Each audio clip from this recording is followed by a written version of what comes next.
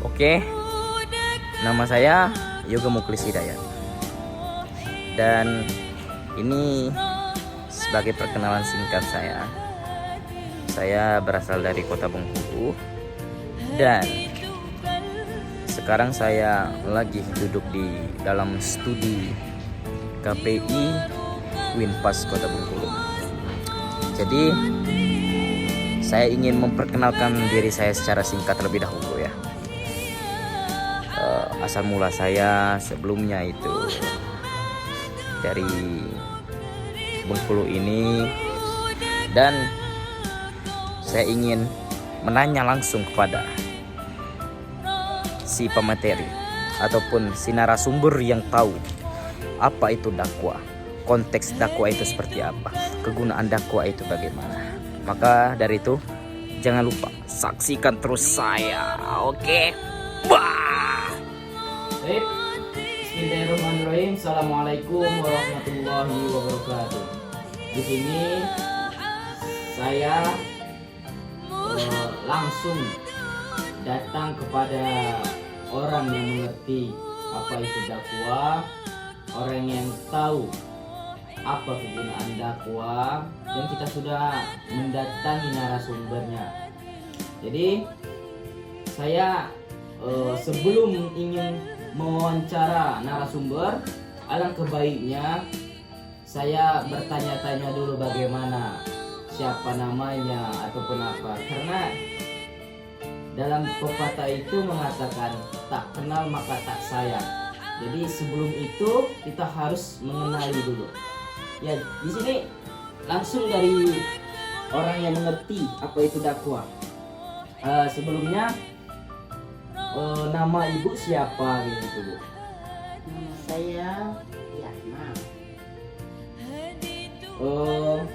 Jadi kan nama, nah pendidikan ibu kayak gitu, waktu kok bisa ibu tahu dakwah itu bagaimana? Ketika dasar saya sekolah ini, kemudian lanjut ke Senayan IPS, kemudian melanjutkan ke PGA, terus kuliahnya di IN, jurusan pendidikan. Oh, berarti ibu kuliahnya di IN dulu ya? Iya. Oh, itu sekitar tahun berapa itu Bu? Kalau boleh saya tahu kayak gitu Bu? Sekitar tahun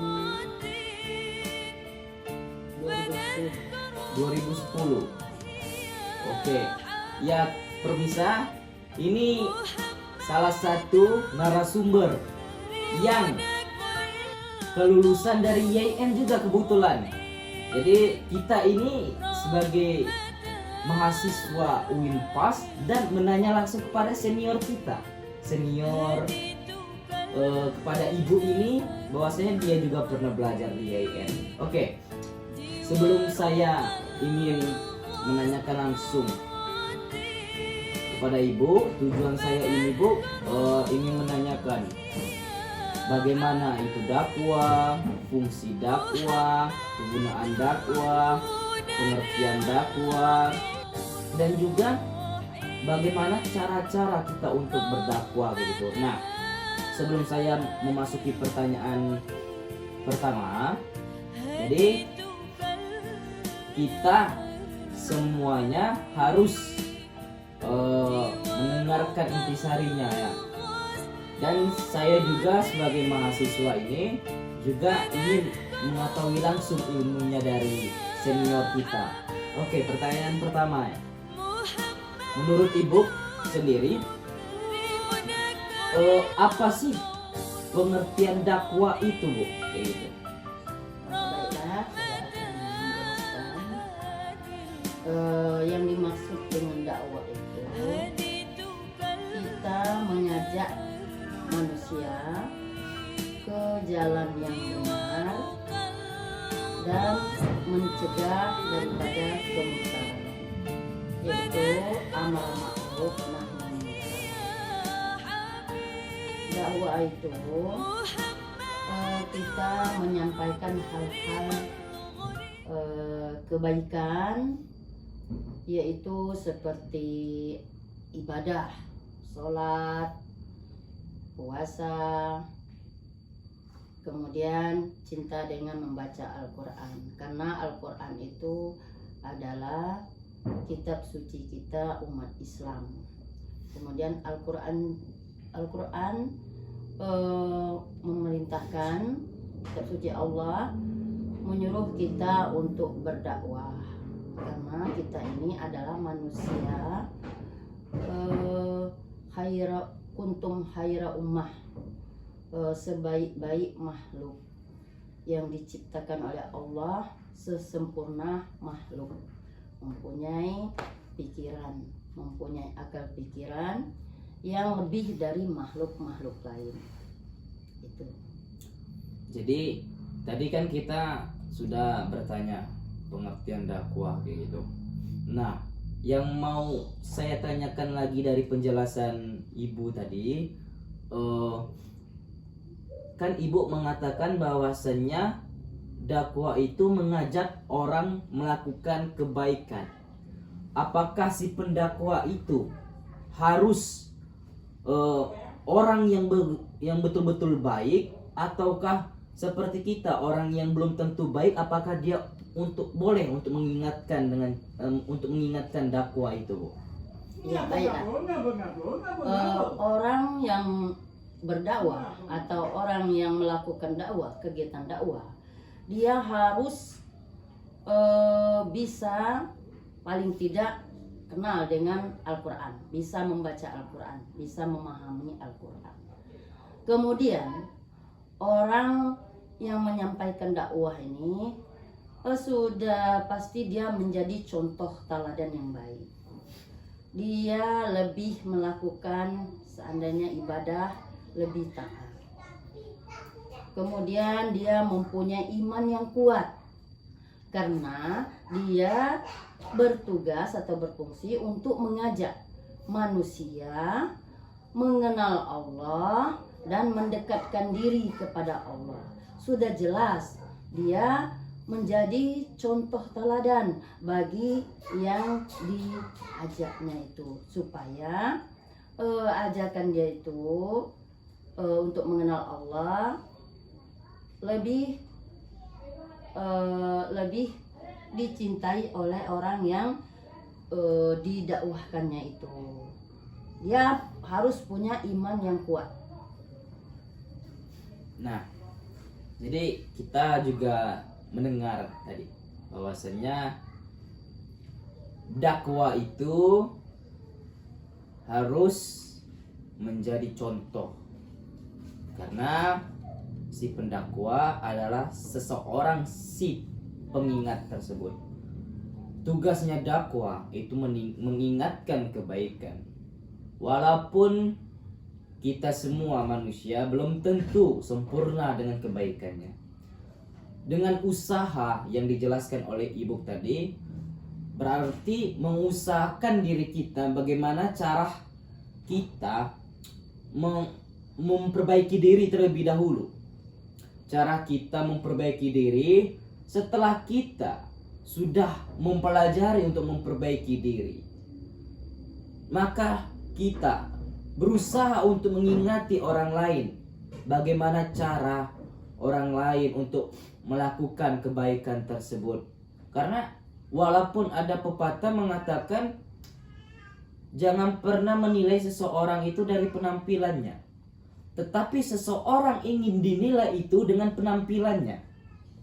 Maka dari itu, kalau misalnya kita ingin mengetahui seseorang itu dengan hatinya, dengan sifatnya, itu belum tentu kita mengetahui secara kontan, secara detail orang tersebut baik apakah tidaknya. Maka disitulah kebanyakan manusia itu menilai dari penampilannya. Penampilan apa? Bukan penampilan bajunya, bukan penampilan gayanya, bukan penampilan style ataupun muda tuanya, tetapi penampilan bagaimana cara dia bisa beretika, bisa mengetahui bahwasanya budi pekerti tersebut agar apa? Agar bisa dicontoh oleh orang lain. Nah, itu tujuan dakwah. Tujuan dakwah itu mempraktekki diri kita, mencontohi diri kita bahwasanya ini loh kebaikan. Itu yang dijelaskan oleh Ibu tadi. Nah, pertanyaan yang ketiga, Bu.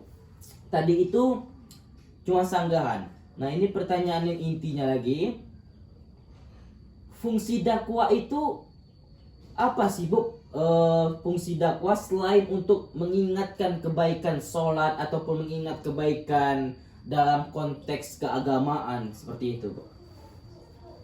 Fungsi dakwah di dalam kemasyarakatan itu sangat penting sekali dakwah agar masyarakat itu tahu mana yang benar, mana yang tidak benar. Nah, itulah kita sangat penting sekali untuk menyampaikan atau mengajak manusia ke jalan kebenaran atau mendekatkan diri kepada Allah Subhanahu wa taala agar kita kuat persaudaraan kita dengan sama-sama menjalankan kebaikan. Dengan kita di masyarakat menjalankan kebaikan, timbullah masyarakat yang damai, yang tentram, yang aman. Nah, seandainya tidak berfungsi amar ma'ruf nahi munkar, nah jelas kita manusia pertama dia tidak tahu membedakan antara yang benar dengan yang salah. Oleh karena itu, kalau tidak disampaikan dalam jalan kebenaran atau ajaran Allah, nanti sudah merajalela kemungkaran. Kalau kemungkaran itu sudah merajalela, timbulnya masyarakat yang tidak tentram, tidak nyaman. Banyaknya kejadian-kejadian yang tidak benar, seperti contohnya anak-anak yang minum-minum, seperti anak yang tidak patuh pada orang tua, seperti anak tidak tahu dengan waktu-waktu sholat itu. Nah, jadi itu fungsinya, fungsi dakwah yang telah dijelaskan dari Ibu tadi. Nah, selanjutnya yang saya ingin menanyakan, sebelum kita berdakwah ini pasti adalah bagaimana cara kita untuk melakukan dakwah. Bukan dalam konteks dakwah yang berceramah di dalam masjid ataupun dakwah dalam halnya itu pidato dengan masyarakat, tetapi ini konteks dakwah dengan kehidupan sosial kita. Apa sih, bagaimana caranya kita untuk melakukan dakwah dalam konteks kehidupan kita sehari-hari itu dengan orang lain? Caranya itu seperti apa, Bu, kayak gitu? Kalau menurut Ibu sendiri. Baiklah, Ibu jelaskan. Dakwah itu bukan hanya dengan ceramah, bukan juga dengan ke masjid. Dakwah itu sangat luas. Boleh dakwah itu dengan kita bermasyarakat, berkumpul, berorganisasi. Kemudian berdakwah itu boleh dengan kita berkata lemah lembut, sopan.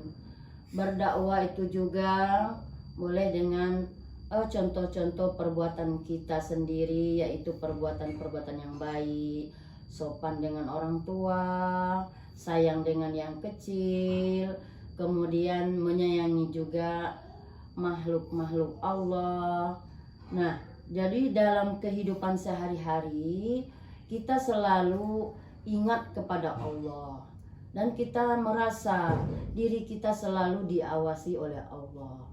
Nah, kemudian kalau sudah merasa diri kita diawasi oleh Allah, sudah jelas kita berbuat yang baik-baik. Kita berbuat sesuai dengan perintah Al-Quran.